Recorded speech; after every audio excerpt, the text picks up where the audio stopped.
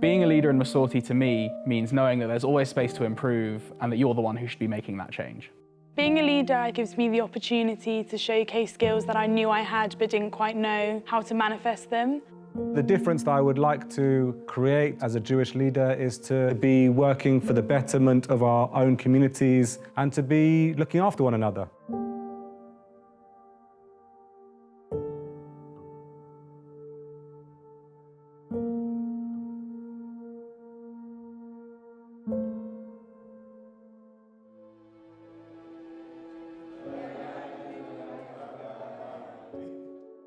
When I started Noam, my Jewish life was very cultural and very pick and choosy.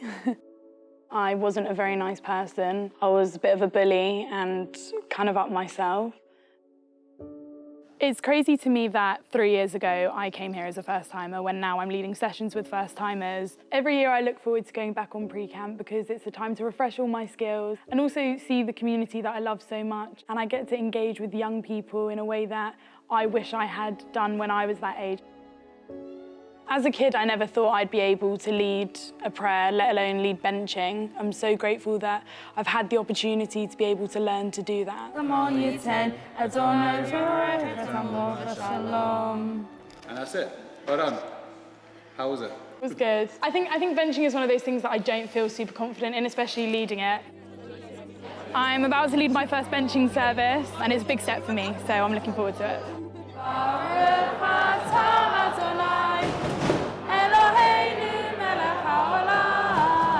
I'm really proud of myself for doing it. Once I get more confident, I would definitely be doing it again.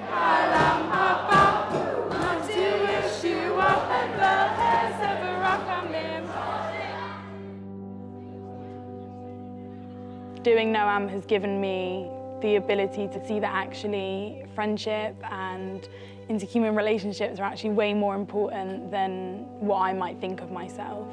And it's given me confidence not only in my personal identity, but also in my religious identity, and to teach other people about that so they understand it.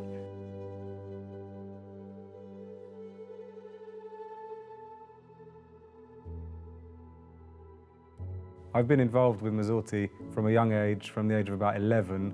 I faced grief and bereavement and also illness in my own childhood, in my own early 20s. I experienced help and care and support from many of the people in our community. The modelling of that is that I seek and try to do that in my leadership role today. At New North London, one of the parts of my work is teaching on a weekly basis at Haderech, which is our bar and bat mitzvah program. Today we're doing a little bit more of the activity and the action, which is the tying of the talit. The model is that everybody who has a little bit of knowledge should be teaching those who have a tiny bit less. And in this community, we do that by inviting people who have just had their bar bat mitzvah to then teach those who are coming up to bar bat mitzvah.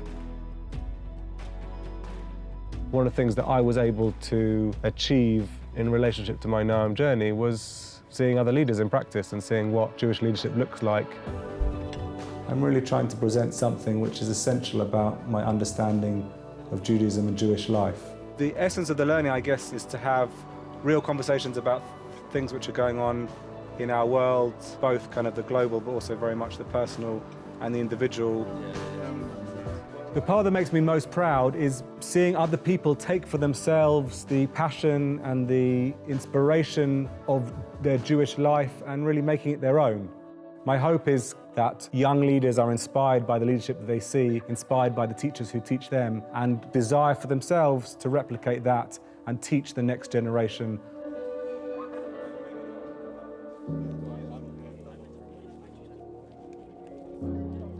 Before I was in Noam, there was some kind of disconnect with the community. I didn't feel part of the synagogue I grew up with. I really do feel like I survived rather than thrived in my school, my Jewish secondary school. It was through conversations and through sessions I had at pre-camp that our second home came about. Around 250 unaccompanied minors have arrived in the UK over the past 2 weeks.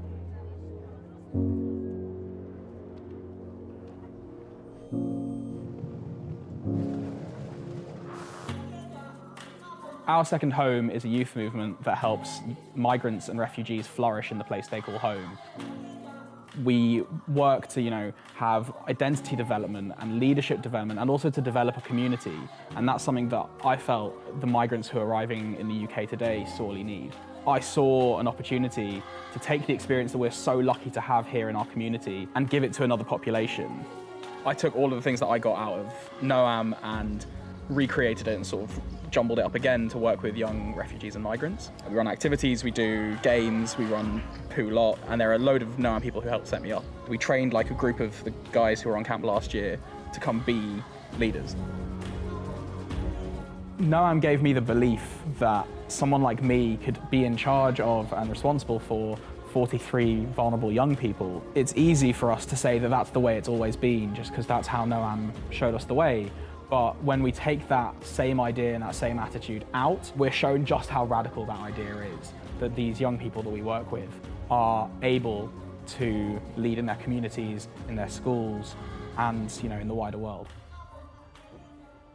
I think it's super important to make sure that we have the next generation of leaders and that more people are learning to lead the same way I did.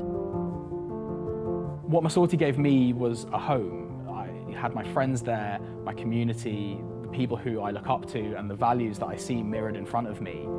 The dream that I have for MASORTI Judaism and for our MASORTI communities going forward is that we really create and shape those leaders for the future, and that those leaders each individually go off and build their own communities. I hope in the future that I'll be able to make my positive imprint on the world and leave my mark, and I genuinely think that a lot of that will be accredited to NOAM and the skills that it's given me. I don't want to be the end of the line. I want to make sure that whether it's in our community or in the wider world, young people are always given that inspiration and that opportunity to develop.